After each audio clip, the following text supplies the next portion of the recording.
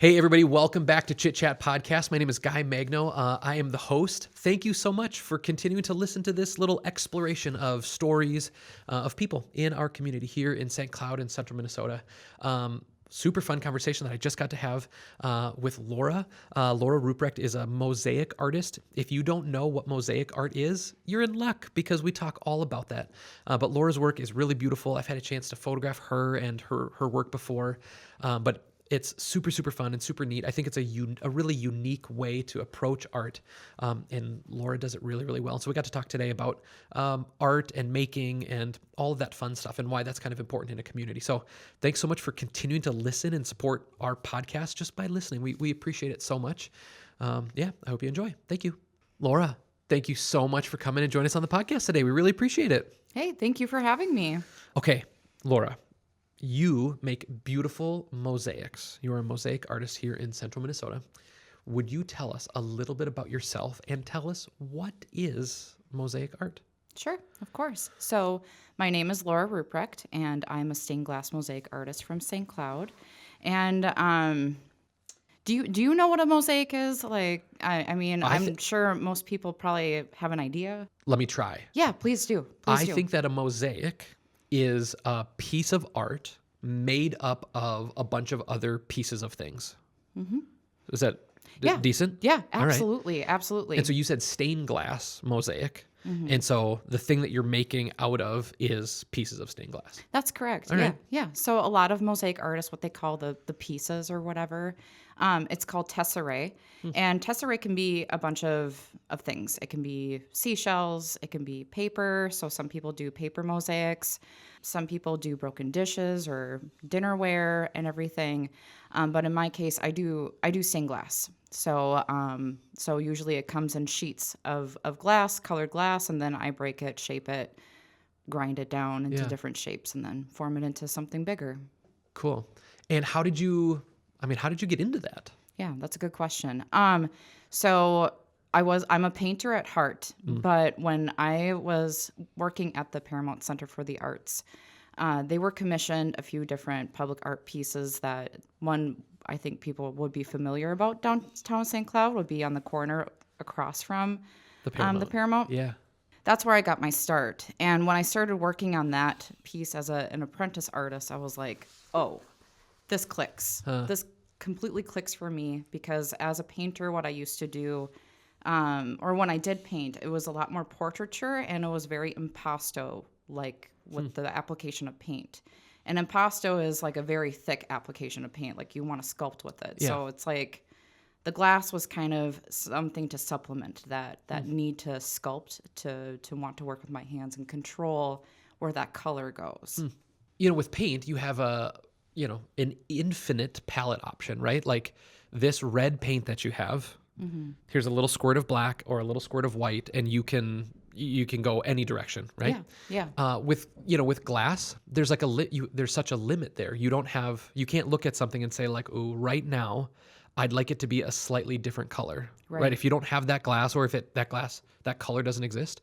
Tell me a little bit about that relationship, or that there's something kind of like finite about your ability with glass that you don't have with painting. What's it like to transition from something where you have an infinite number of color options to kind of being constrained by the handful of colors that exist in glass in comparison to... These are great questions. These are really great questions. So I would have to say, like, the main difference between the two is the color. You're so limited on color, but sometimes all the time I always like to say artists are the best problem solvers, creative problem solvers. And so I think that's what helps me be a little bit more creative because I am put into a box. I do have limitations. So it's all about, what can I do with what I have?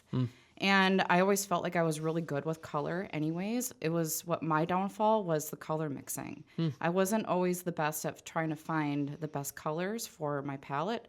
But when it came to mosaics and doing stained glass, the color of the glass was already picked out for me. It was a matter of using color theory to put it together. Colors just work together anyways with the limited palette. Cool. Yeah, I mean, if you don't know anything about jazz music, sometimes it sounds like it can be like chaotic, Yeah. But jazz has all kinds of rules. right? And it's only if you know and understand those rules that you can actually when to kind of break the rule a little bit. But even like that breaking of a rule is kind of playing with that rule, because there's kind of this there's a limit, there's a standard that's kind of gets set.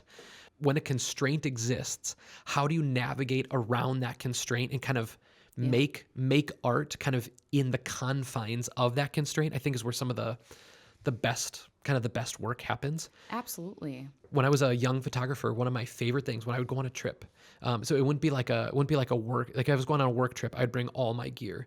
But if I was going on like a fun trip that was like, I mean, I used to do it more when I didn't have kids, and I just had a little bit more free time. I would go on a trip. I called them Seeing and Vision.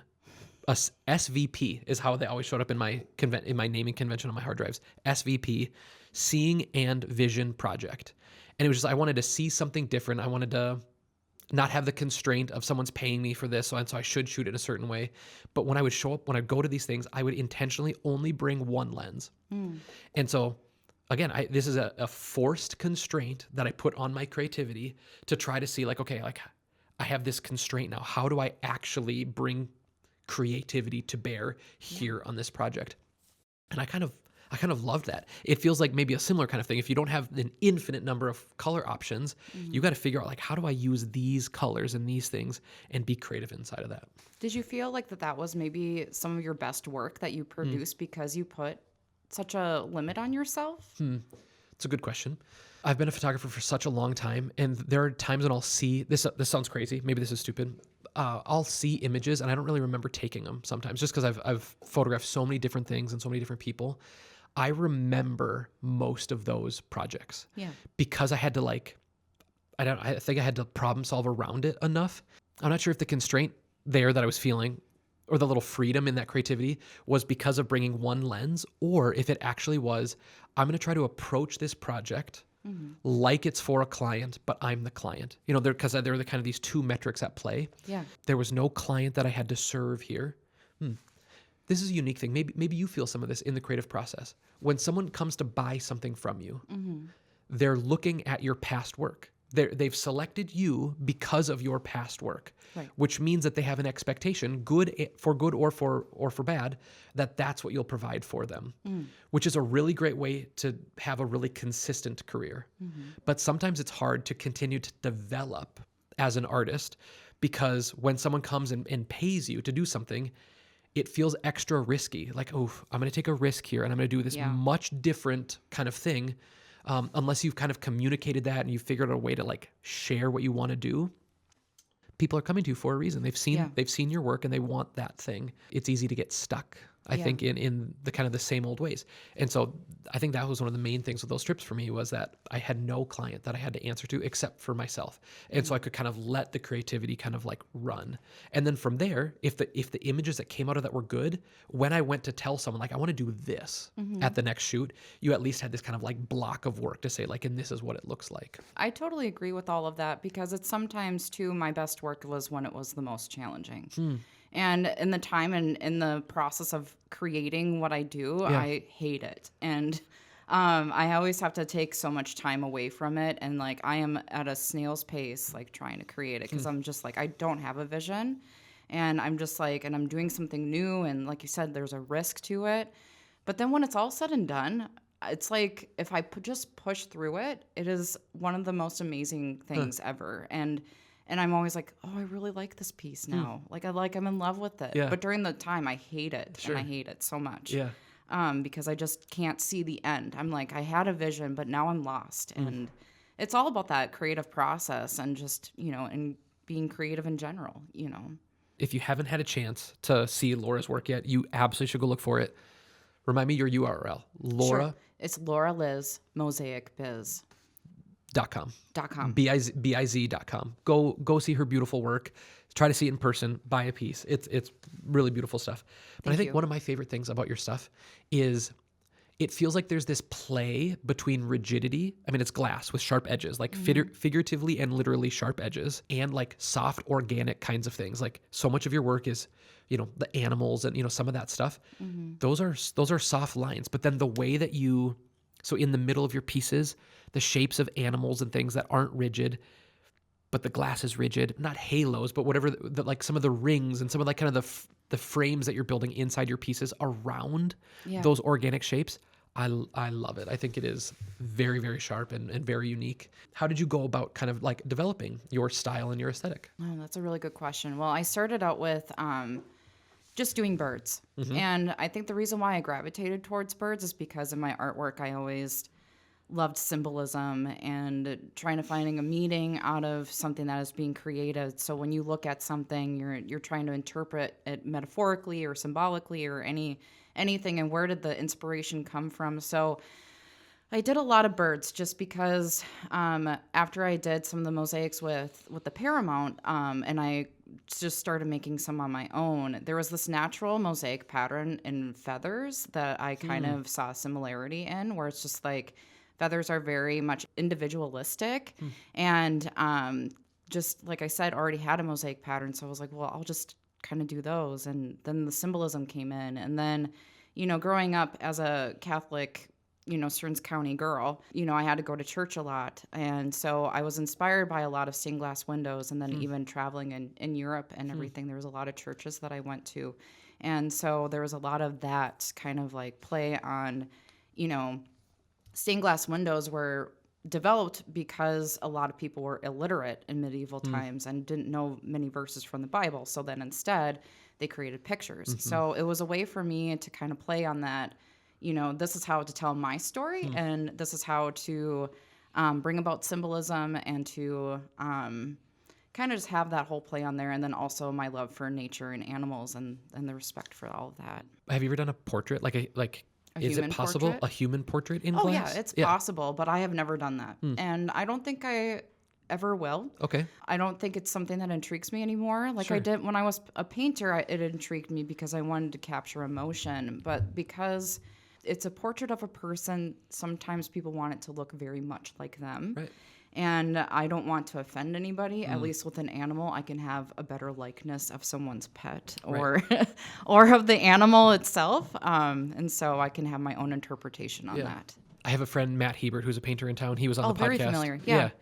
And Matt isn't really like a portrait guy. Like that's not his main focus. I saw one of his first portraits that he did of his grandma, and I just like freaked out about it. There was something that was so fun about his style, right? Like he's not a realist. He's not a realism portrait guy. Yeah.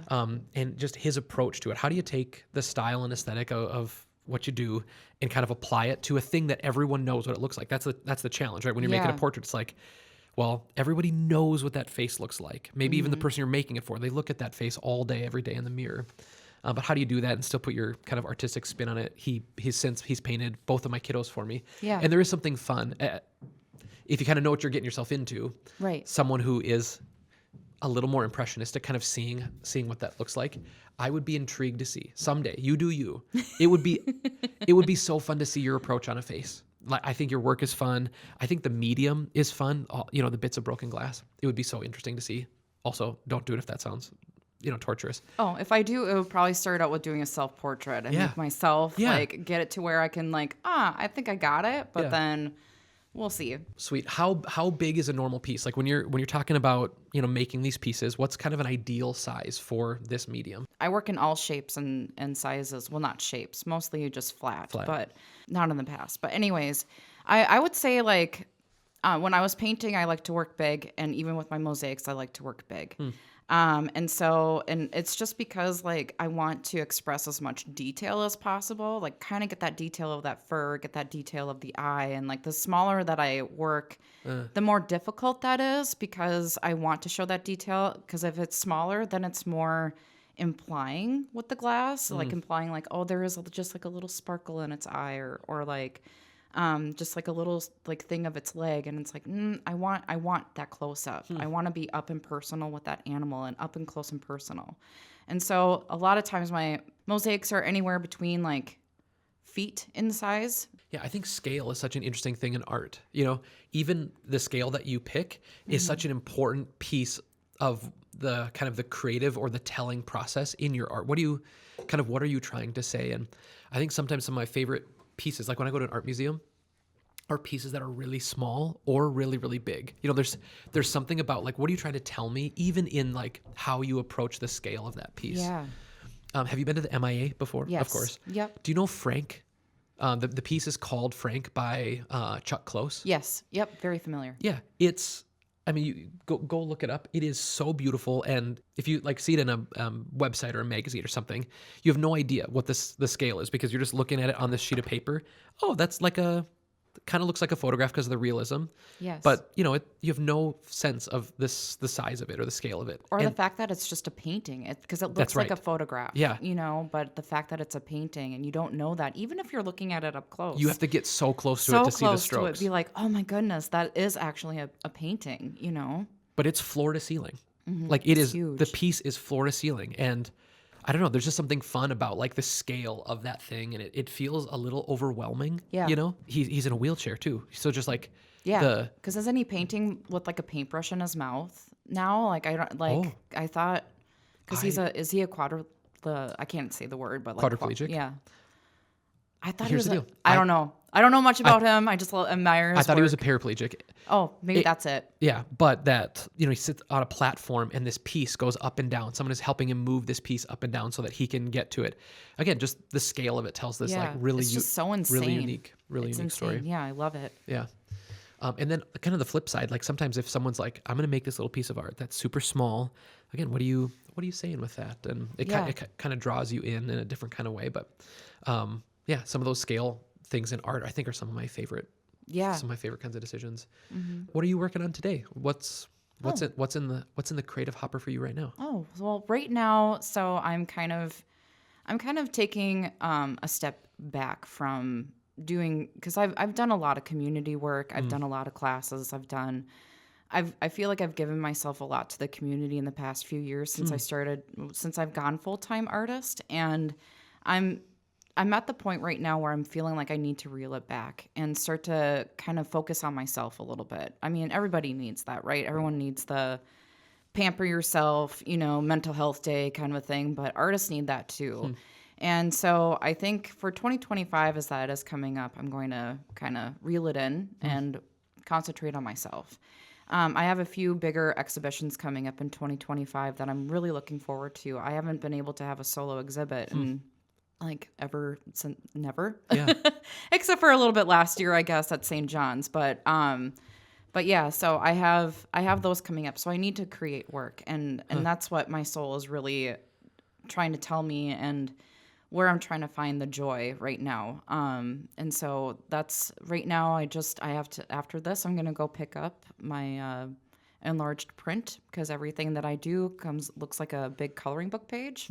And so I'm going to go pick that up from Office Depot and go get glass from Michael Stained Glass Studio, and then start working on it and start working on my next piece. Cool. And what's the subject? Is it a bird? Is it an animal? You know, it is a bird. I'm trying to transition it to more Minnesota native animals. And so I just did a beaver, but and I didn't realize that it was like the beaver full moon, and I don't really know exactly what that all means, but I was like, oh, this all kind of coincides with each other, and it's just really great, you know, how this all comes together. But yeah, so the next thing that I'm going to be doing is a pheasant. Oh, that's cool. Yeah, That's because like it has beautiful colors, and like will be such a challenge to try to do all its feathers, because there's so many different patterns in the feathers, and Cool. it will be a challenge, but I'm ready for it. That's fun. Do you know that pheasants are from China? I And could see that. I could totally see that. Somehow like an invasive species will show up, and it ends up kind of like running amok in our ecosystem or whatever, because there are no natural predators for it. But the pheasant was imported, I think, from China, brought in, but because we have birds that are similar to it, there's natural predation for it. Sure. And so it hasn't taken over our ecosystem like carp or, you know, some of these other things that are really, really problematic. But yeah, they're really beautiful, really, really beautiful birds. Very That'll be fun. beautiful. That'll be fun to see that. Yeah, thank you. And so where are these exhibits? Where and when can we see them? So I've got quite a bit going on in 2025. So in August, I'll be in Brainerd at the Crossing Arts Alliance. Cool. So I'll have a solo exhibit there, starting there, the tour, I should maybe say. is going to be starting there. And then, and I'll be partnering with the Arboretum to do some type of activity. We're not sure what it's going to be, but we're partnering. And I love doing that with either art centers or with just other businesses and stuff. It's just like a really cool partnership.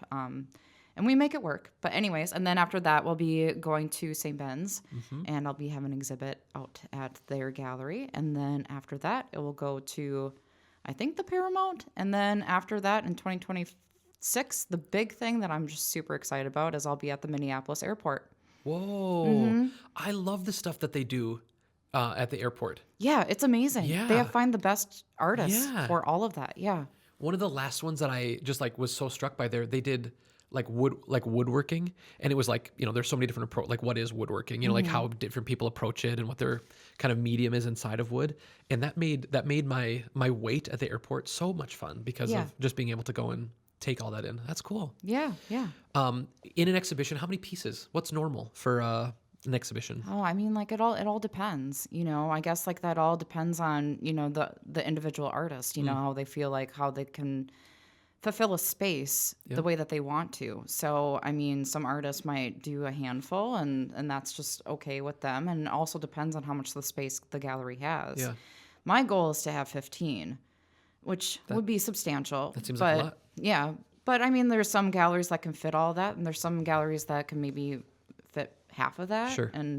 But it would be nice to be able to have that many pieces ready to go so that it can be curated either, at one gallery, but then I still have pieces left over to be at another one, to be more of a gallery exhibiting artist is kind of my next step. Yeah, that's neat. For any of your pieces, I know you're using stained glass, but are any of the pieces like lit from behind, or is the glass put onto a board? Like, are any of the pieces like stained glass windows with like lead came in the middle, or is it all, fixed on something? Oh, this is a great question. Maybe we should have addressed this in the beginning. Because sometimes I feel like people get the idea that I am like, they hear stained glass and they're like, oh, you do solder your pieces together. You do like big windows, lead, and you do windows and everything. And that's a really good point. But so what I do is not that. Okay. So what I do is usually have a backer. When I first started out doing mosaics, I would do glass on glass mosaics, and they would look like a stained glass window, but instead of doing lead, it was grout, just a regular tile grout. Now, because I had an exhibit where I had like one of my glass on glass mosaics shatter all over the place, and then I kind of realized, I travel with these quite a bit. I don't know the longevity. I'm not sure of their fragileness and everything, so I thought I might as well go with something a little bit more opaque. So I do use a substance. It's a backer board, and it's not quite cement board, but it's a waterproof type of drywall that you would use to tile up your bathtub or something that needs to be waterproof. So that's what I use now is that type of backer. So it's sturdy. And it's very sturdy, but then it's also waterproof and then lightweight. Because if I were to use cement board, my pieces would be god-awful heavy, and it would be like moving an elephant. Yeah. So this way, since they're lightweight, I can carry them around, and it's not a big deal. So, yeah. And then in the end, it's all grouted. Yeah, that's cool. Mm-hmm. And do you have interest in sculpture? Because obviously, there are lots of sculptures that are made with glass and in mosaic kinds of way. Do you enjoy that? Do you have interest in that? I know, I guess some of your original stuff, I guess, as you started. Yeah. Do you see in the future any of that stuff for you? I think so. I mean, I would like to. I don't feel like it's my most strongest thing, but that doesn't mean that. I mean, like, in order to get good at something, just like with sports or music, you need to practice it, and that's just with arts too. So in order to transition into like something completely different, definitely the practice would need to be there and study and everything. That's cool. When your pheasant piece that you're working on, do you kind of have like a little backlog or like a list of like, man, I hope that the next handful, like, are they kind of already like programmed in your mind of what you want to do? Yeah, a little bit. Yeah, I'm a list maker. You're a list maker too, aren't you? Yeah, it just kind of helps collect your. Yeah, look at that. It just kind of helps collect your thoughts. So I was just like, I have an idea of what animals I want to do. It's just a matter of like, and I have a small idea of the vision for all of them. But it's just a matter of executing it and then seeing what actually comes out on on my iPad when I draw out the drawings. So That's cool. And as you're drawing the drawings, when does the translation between what the animal looks like and it needs to get translated into like hunks of glass? Are you doing that on your iPad where Yeah. you're drawing kind of shape, like the kind of bigger or exaggerated shapes? yeah. So basically the process is that I draw out what I want the mosaic to look like. And I always say the more I plan, then the faster it will go. So it looks like a coloring book page, just a black and white coloring book page with really, really broad lines on there. And then a lot of those lines or shapes to help determine what the shape of that glass is going to be. I usually just don't plan out the background. It's always the subject that I have figured out and like some of the defined things in my mind that I'm trying to get down on a paper that I have defined out. But the background is always my last thing that I do because I just never know sometimes. And I've gone through things where it's just like I've planned it all out and then it just completely changes anyways. There's probably something unique about like you've been staring at it for like as you're making, as you're doing creating the subject, you're looking at it, you're kind of sharing a space with it for a while. And, I could imagine that would, as you think about that background, that could change. Like, oh yeah, I got to know this piece a little bit. I think it needs this kind of thing in a unique kind of way that maybe you wouldn't before. Yeah. And sometimes it's, I just leave it very up in the air too, because I never know what I'm going to find when I go to get my stained glass. All right. Because it's kind of, when I go to Michael's, sometimes it's a Mod Podge of whatever he's got available. And then there's might be a piece where it's just like, I've seen this and I've seen this before. How can I use this for something, or how can like I love this piece of glass. I'm really attracted to it. Like, how can I use this in one of my pieces? And sometimes it's like, when you look at clouds, they look like something else. And sometimes like when I look at some of the glass pieces, they remind me of a texture or of a color of something that I've seen before. And so that can be also inspiring. So I just kind of like just let a lot of the control go, because again, when you're working with glass, you never know where it's going to break. Yeah. I can try to control that as much as possible, but I also just have to let it go. And I can't always control that. Cool. As you're making and creating a lot of animals and birds and stuff, they have normal colors, right? Like a beaver has a look to it, and pheasants have a look to it with certain colors.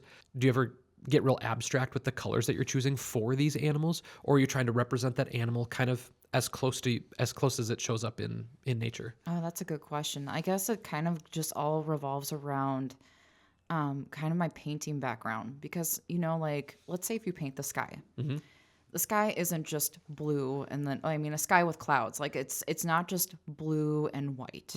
There, like when you look at clouds, there's like a lot of beautiful colors in there. There's like violets and there's yellows, and it's not just two colors. And so I think when I approach my glass and my mosaics and everything, I try to make it like I'm painting with them. So, I might have a purple scattered in there, but that's just to kind of create the depth. Yeah, some and, shape. Some shape and dimension to the animal. So I try to keep it as, as illustrative as possible, because that's what I like to do with my designs. But I'm guessing that in the process of making pieces, there's lots of waste. Like if you're going to cut that piece to shape, there's another piece of that cut. Yeah. Do you save all of those little bits? I do. And then what do you do with them? Like, have you made some sort of like fun, organic, chaotic thing, or like, what do you do with that stuff? So a lot of the times I use the scrap for my classes. Oh, that's actually really great. Yeah. Tell us a little, you should touch on that a little bit. Tell us a little bit about the classes. And, sure. Yeah. I've taught a lot. I feel like I've taught a lot of classes, even before being a mosaic artist. I taught a lot of kids classes. And so, and I wanted to be an art teacher when I was in college, and then that just didn't pan out. And I'm kind of glad that it didn't, because I ended up being a teacher anyways. But a lot of my classes, there's a sweet spot with them, I feel like, because, I have to, and also a challenge, because it's like, because I can't have people come to my studio to work, because it's very tiny. You've been there, you've seen it. I mean, I've had like one class hosted there, and I was like, never again. Yeah. In the summer, in your lovely Yeah, in the backyard, that summer, could sure, be cool. sure. Yeah. But so I usually go to places, Yeah. and because I go to Like places, Paramount or like where? oh, very good question. So, I've gone to a lot of, I've done Backshed because Oh. they have the space, and it's just wonderful to host classes there. Cool. And I've been all around Minnesota. Just I've traveled a lot Yeah. with doing my classes outside of where I live. So other classes have been through community ed.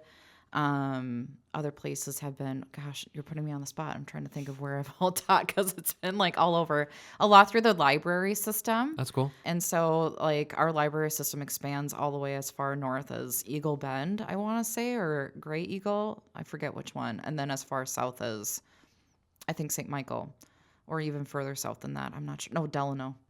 And so I've kind of touched all those libraries too. But I mean, the projects, what I try to do is that they're all under a certain amount of time. So no more than 3 hours so that they get their project done that day. So then we don't have to come back. Like they get it done. And then They get to take it home. They get to take it home. They get to enjoy it, but they always have to finish it on their own, and finishing is the grouting. Huh. Just because the adhesive that we use always has to cure for 24 hours. So, but yeah, like the project is, I know how I've lived in this area my entire life. So I know how people are when it comes to the arts. And it's usually, it needs to be functional, and people won't really appreciate it unless they make it themselves. Sure. I hate to say it like that, but that's this area, like function is the key. And so a lot of times my classes end up being something where people can use it or they can decorate their homes with it. But I've also learned that I'm a person that doesn't like to make the little crafty items and then go to an art fair and sell them. That's not my jam. And I tried it, and it's just not, it doesn't bring me as much joy. So I've learned to make that into a class instead. That's fun. And that way then people can make what they want and still feel successful about it. And I always feel like the classes are very accessible for people too, because they don't have to be good at it. Mosaics are not meant to be good at. They're meant to look like organic and shapes put together that they're meant to be beautiful. Yeah. So, yeah. What percentage of the people that you send away with a piece do you think complete it? Oh, that's a really good question. I've always had so many people come up to me and be like, I still have, like, I've had repeat students and they were like, I still haven't done it. And I'm like, that's okay. You have, because they're like, well, I'm just waiting until I'm done taking all your classes and then I can grout everything at the same time. I'm like, that makes sense, of course. Yeah. Interesting. What's one thing that maybe you would want people to like know about you or understand about art making or mosaics that they maybe don't already know? I think the biggest thing is that people always say like, oh, you're so talented, you're so good at this and that. And I think people just need to realize that everybody has this creativity and everybody's got this hidden talent for something. And just I hope that people remind themselves that like I've been doing this for a while.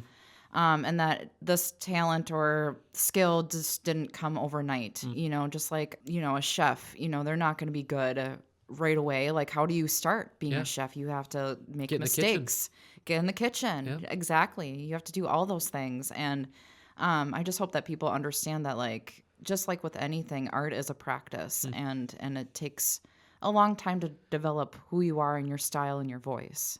That's cool. Why do you think art is important for a small community? Or, I guess, I'm not sure if St. Cloud is small or not, but, for a community. It's pretty small. Yeah. I mean, like, comparable. Why is that important that we, push into creativity and push into art? Sure. Art in a community can say a lot about the community. I mean, it kind of brings a sense of identity. It also helps in communication to each other and brings us together because art is a form of communication. It's a like as long as you can see, touch, feel, have all the senses, you are able to indulge in the arts. I mean, and it's not just visual arts, it's all arts as far as performing and music and photography and all of those. And so it's a connector because we're a human species. We all create, you know, we all have a creative bug. And so I think for a community, it's important to have the arts and a true value for it and an appreciation for it. I keep on knocking on craft fairs and I'm not trying to. They're great. They're great. People love that and they need it. But I mean, like, I think people in this area really need to appreciate what artists do and hone in on their ideas because, again, we are the creative problem solvers. So if anybody has a problem, hire an artist and we will think of a way to solve it. I don't mind knocking on craft fairs a little bit. Just FYI. I used to love craft fairs. My mom sold at craft fairs. I grew up going to more craft fairs than I can count.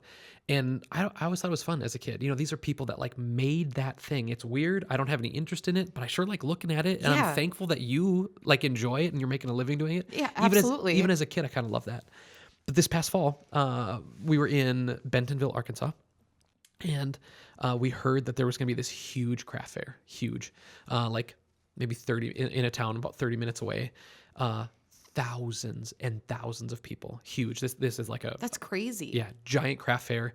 We just tried to count the rows of cars. This big giant field, you know, like I don't know, is that 50 cars in this row, and then how many rows? I mean, there was, I bet you, no joke, out in this field, thousands and thousands and thousands of people that were there. It was giant. And hundreds of booths, huge.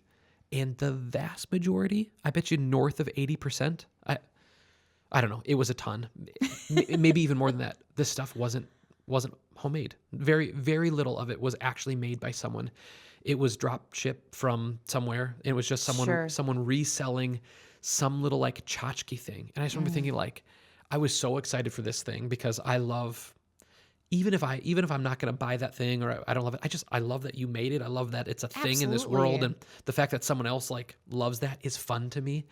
But there was such a small percentage of it that was actually made by the person standing there. No, that's sad. Yeah. And so it just feels sad. like I feel like I need to go check out some other art shows. Is this kind of like the plight of where we're at with craft fairs now? Is that it's actually just stuff that's been just reselling and like what's already made. And you could tell because like you would see a booth and then you just walk 3 booths down and the exact same merchandise was at somebody else's booth. Oh, well, that's just really disappointing because the whole point of craft is being able to make it with your hands. Yeah. And there's an appreciation for that because I mean it comes from the heart, you know, and it brings that person joy, like you said, to make it, and then you know to just have a craft fair. Yeah. And when really like that's not a craft, you're just reselling. It felt like Amazon. Cheap stuff, you know. It felt like just like a physical Amazon, but just like weird stuff. Oh, so I'm sorry to hear that. Thank you for saying that. Yeah. Thank you. But I'm hoping that was an anomaly. I need to go to some more craft fairs. Yeah, I think so. I mean, check it out. Yeah, definitely. I mean, every small town has their own craft fair. Yeah. I mean, here's the deal. I was looking for a wood turner. I was looking for someone that turned bowls. They make the most coolest stuff. Yeah. I'm just like, my mind does not go there. And I love it. How do they do that? And in hundreds of booths, nobody. What? Not one. And it just feels like, man, that wood turning is a pretty normal kind of, craft fair kind of thing. Yeah. None. In hundreds of booths, no craft fair or no wood turner. Did you find a booth that you were like, oh, I love this stuff? Like, no. Did you buy anything or nothing? And no? I wanted to. No. I walked around with my daughter Lucy, who's when this comes out, she'll be 10, but 9. And I bought her a little pair of earrings. But again, those weren't. They weren't made by that person there. But like I showed up ready to spend some money and participate in that thing, and there just was like nothing to buy. That's so sad. Yeah, but Lucy is absolutely floored with her earrings. So, well, good. Yeah, happy for her. At least somebody was, you know. The food, that was a unique thing. Like the food is all made there. You're buying it from some food truck, and so that was fun to like try that person's kind of like take or approach on that thing. Yeah. So some of that was kind of fun, but the actual crafts were not great. Kind of lacking, huh? Well, Laura, thank you for coming on the podcast. Really appreciate it. We close every podcast with an unpaid ad. Is there someone, something, or some idea that you think deserves a little shout out today? Sure. So I have 2. Okay.